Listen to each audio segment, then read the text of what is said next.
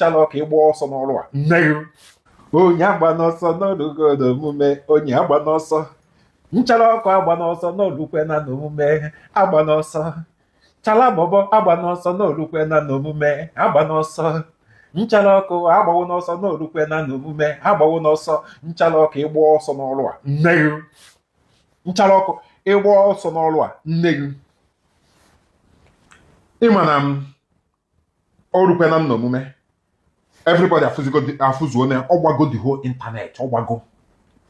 mgbe m nwetara ozi a sị na m amụghọ eziokwu do na and asị do na which is na nna asị na ọmụme kọrọcha nlụsị ọrụ ka m find ya true mara the real truth about this matter mana ọhọzi ife ọgbago kasaa n'ihu akwụkwọ nchara ọkụ ndị udogachi buru ya buchaa ya ọkwụ ụgwọ ewee hapụ ya ọgbahọ n'ihu akwụkwọ nchara ọkụ Anglican Church wo ọkwa House Church of Christ a dismiss gị as a place. He's no longer a place. Ewere ekwu na alụ nchara ọkụ mere ka nkụ onye gbara m ife a mgbe ọ gbara nya sị na nwa mụọ ha truth ife abụ na mma verify ya ka nwee chance mmadụ ife anyị na-eme n'obodo ọdụghị izi na ọdụgo open nchara ọkụ na plan nya na-eje adọba aja nya na-eje eburu nchara ọkụ master of arrange niile na-eme omeda ọgụnụzi mmerụ ichetara ụbọchị ijere kpọrọ ego ideberu ngụ dupụrụ ndị jọrọ debe ego ngụ jekwara buru si na ndị na-achụ aja nwanne gee ntị ka ngwa ụnụ onye ọ na-afị ruru n'aja ana Igbo ka ọ ya eji wee gbara ihu n'aja ana Igbo ka ọ ya eji wee wụrụ odogwu aja ana Igbo ya dị emegidogwu yes aja ana Igbo ya dị emegidogwu nwosi na-azụda aja ana Igbo ọkpa were eme alụ were ekwu alụ ị na-eme dibịa ị na-aka ụka aja ana Igbo ya atụpụta gị ọ ntụ a ka o si wee gbatapụrụ nchara ọkụ iberibu na ọ ya adịghị etu a ọkụ iberibu he ọnya ka m ji gụrụ gị egwu asị gị agbawo n'ọsọ n'olukwe na n'omume nchara ọkụ agbawo n'ọsọ n'ọrụ a agbawo n'ọsọ n'ọrụ a agwara m ụnụ pụta anụ n'ọjọbọ ụnụ na-alụ pụta anụ n'ọjọbọ ụnụ na-alụ mana ofifo na-amaghị ọwụ na ọdịnala aya agwarị aya nanata ana ọsọ aja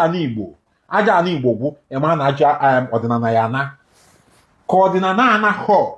mgbe a kọnvatịchara ndị nna anyị ha niile onwe ozi okwu mkpụrụ onye na-enye n'ime ha na-eme omenala mmọnwụzikwu ha aha eti mgbe a kọnvatị hụ mgbe emekpu ha ọdịnala mgbe ahụ ọhọzi kịta aka ya emekpu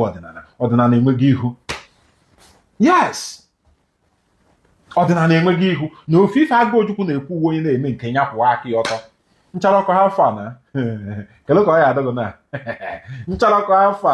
mistoria ncha ha fa na agwakwara m ụnụ hapụ na alụrụ ana ka alụrụ ana ha ụnụ hapụ na alenji ka alenji ha ụnụ na onweghị ife ụnụ na-afụ you guys see nothing mụnwa wa agụ ojukwu ka ọ na-afụ ụzọ because enwere m nsọ na enweghị nsọ enwere m nsọ asị onye ọdịnala mana ụnụ enweghị nsọ enwere m nsọ asị nwa dibịa mana ụnụ enweghị nsọ ana m alụ dibịa n'ọkpụkpụ oku akpọ ime onye ọrịa kịta ya fụrụ nnụ agwọ nya gwọsie ya ike wọ nsọ ọrịa ahụ hospital care all spiritual something I cure the sickness mana ọ na-aya eme nwe yes ọ na-aya eme nwe because na ọrịa nwere ọrịa wụ ahụ spiritual n'ifu na ọgwụ ya agwọ mana ọ bagha na nke wụ na spiritual work aga ojukwu agwọ ya terọkụ afọ nwanne gwadụ m ife unu chere ife atọwuo na ọṅụṅụ ka nna anyị ya yes ọṅụṅụ ka nna anyị to the last because na onye ọbụla ṅụrụ iyi na aja ana Igbo nọ ya dị ekwugide aja ana Igbo ana anyị na-azọ ọkpa na eke ị na-ekwugide wonsi ṅụrụ iyi ya dị ekwugide aja ana Igbo aja ana Igbo ya dị ekwugide aja ana Igbo ya dị ekwugide aja ana Igbo ya dị emegide ụtụtụ efifie abalị aja ana Igbo ya dị emegide esi nọ mmiri Igbo mmiri na-azọ ndụ nọ mmiri ka ị ya dị ekwugido na mmiri wụkwazi ife ọjọọ mmiri ṅụọ ya adịghị mma n'ahụ ife ọ na-eji mmiri wee mee iriri anya adịghị mma n'ahụ ọ ya dị emegidogo yes let's be sincere nwanne ihe na-agwa ụnụ ichi ime ụka ichi ikpe ụka kpee ụka ị na-ekpe hapụ ọdịnala hapụ ide ekwugide aja ana Igbo ka ị wee gbara ihu hapụ ide ekwugide ndị nna nna anyị ka i wee gbara ihu mana isi na ide ekwugide aja na igwe ide ekwugide ndị nna nna anyị ha ka i wee nwee followers ntụ ọkwa ka ha esi emegide owu elukwe na mmem and nọ ntụ aka ọdụ ịghọtara adụla dị ka na nke a because ọ dịghị ha ọtọwuo na m. Help me and share this video. Tag gara m nchara ọkụ n'olukwe na nna omume ya gbawo n'ọsọ n'ọrụ a.